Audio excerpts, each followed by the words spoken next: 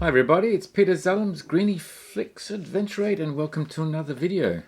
I'm talking Leica today. I'm talking the Leica Q2, but more importantly I'm talking about the Leica Q3, which is rumoured to be released on the 26th of May 2023. And there are some sneak peeks that are available. This information has come from leicarumors.com. Let's have a quick look and see how it compares to the Q2.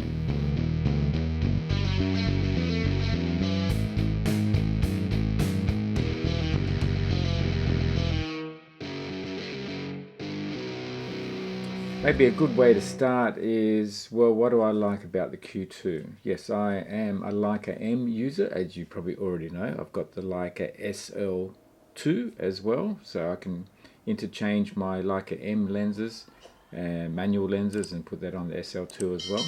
And I have a couple of automatic lenses on the SL2. But more importantly, the Q2 still has its purpose. This is one of my favorite cameras when it comes to family events. When I'm just going out for an evening, dinners, whatever, the Q2 is often the one that I grab because it is so good for those close contacts, for quick shots, and really high quality. Without a doubt, one of the key features of the Q2 is the 28mm f1.7 lens. It's a manual lens and it's an automatic lens, so it's automatic setting. It also has manual focus as well as automatic focus. So you've got basically the best of both worlds all on the same lens. Similar in operation to my Leica M. I've got the M11 here and also the 35mm Apo there. Similar weight, similar size and everything.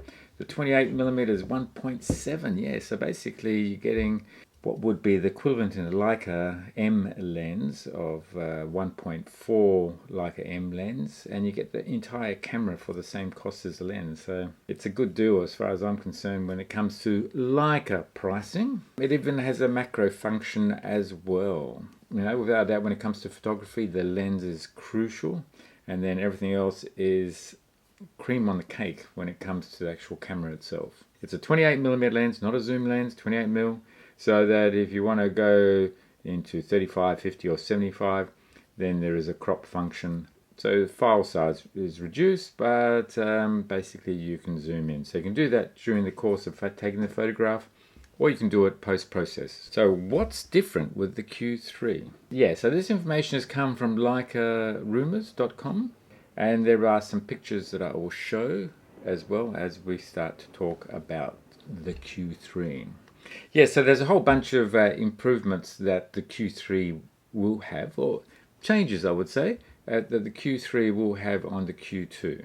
Improvements is all relative to whether you think that's important for you or not. So let's just go through those lists. So there's going to be an improved focus illumination system.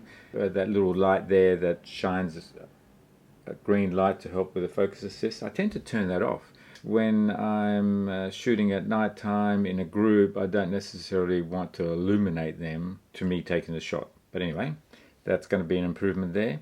There's going to be a contactless charging system.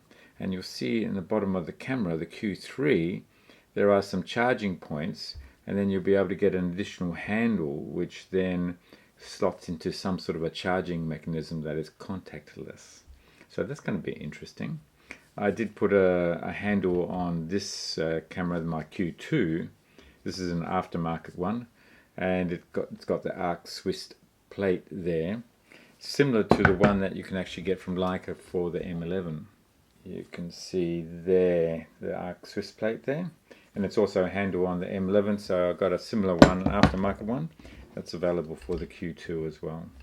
It'll be interesting to see what that extra grip is like for the Q3 with its arc Swiss and providing that contactless charging, so that will be interesting.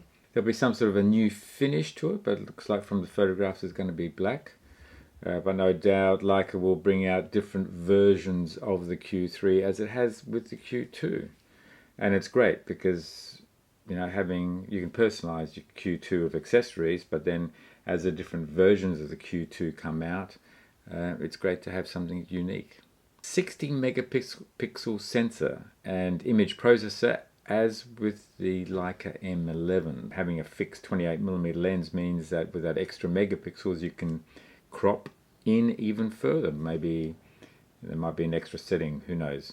So definitely 28, 35, 50, 75, 90 maybe as well. We'll see. Same body lens. Same image stabilization as the Q2 is what is rumored. The price is likely to be higher than the Q2, but I guess the pricing will adjust accordingly. One really interesting thing is going to be the tilt screen that's rumored to be available on the Q3. So right now there's no tilt screen on the Q2.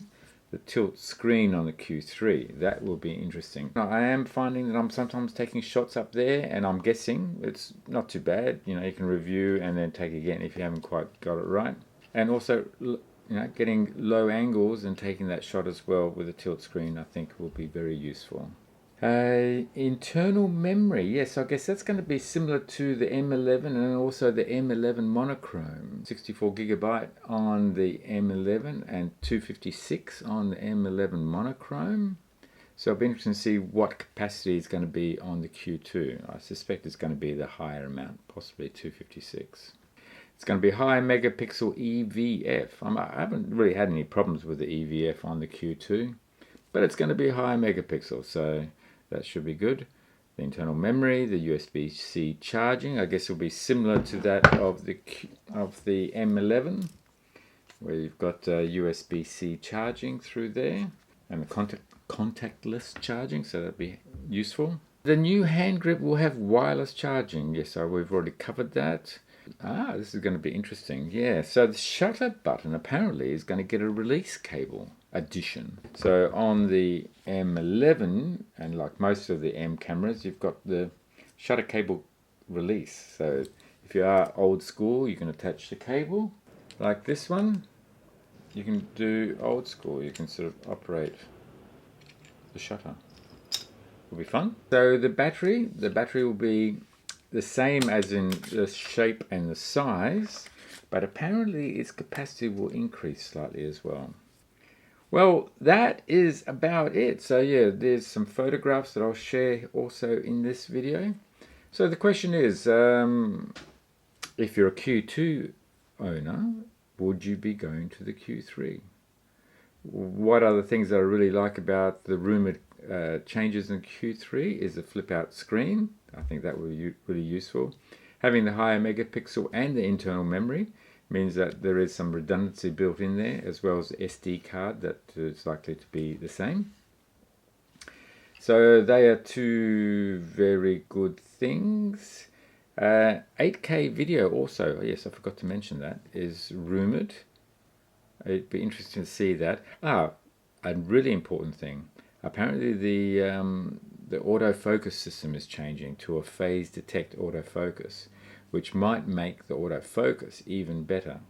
I never had a problem with autofocus when it came to stills, but in video mode I always found that just putting on manual focus for video, particularly when I'm doing selfies or in the studio or whatever, then the manual focus seemed to work much better than autofocus.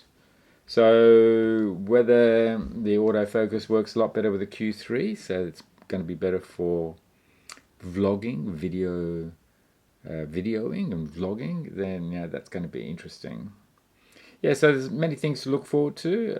Look forward to getting my hands on the Q3 eventually once it is released, and giving it a go, trying out the video. The video function I think is really important these days. I'm filming with the Nikon Z6 right now.